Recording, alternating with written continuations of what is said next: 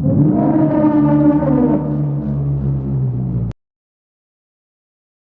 सिर्फ एक फकरा बाकी था जो अहद नामे के शुरू में था। वो फकरा ये था, बिस्मिक अल्लाहुम्मा, ए अल्लाह तेरे नाम से। अहदनामा चाक हो गया तो प्यारे नबी और मुखलिस साथी दरे से बाहर आ गए और पूरी सरगर्मी से फिर दावत व तबलीग में लग गए। ये नबूत का 10वां साल था। सिर से नजरबंदी की बिला तो टल गई, लेकिन यहीं पर बस न था। जो बिलाएं अभी घात में थीं वो इससे भी ज्यादा सख्त और जानलेवा थीं। कुछ ही दिन गुजरे थे कि अबू तालिब बीमार पड़ गए और हालत बहुत नाजुक हो गई। यहां तक कि कुरैश को उनकी मौत का इंदेशा होने लगा।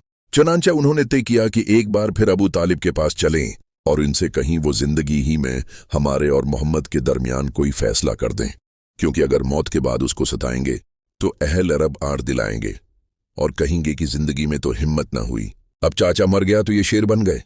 गरद अबू तालिब बिस्तर मर्ग पर पड़े आखिरी सांस ले रहे थे कि इसी वक्त कुरैश के कुछ सरदार पहुंचे और बोले, अबू तालिब, हमारे दिल में आपका क्या मकाम है, इससे आप बेखबर नहीं।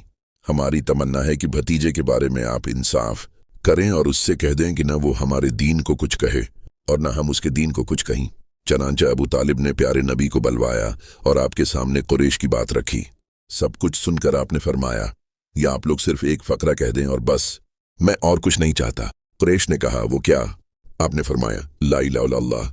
ये सुनते ही वो गुस्से से तलमला उठे और आपस में ये कहते हुए चल दिए। ये सिलसिला अभी जारी।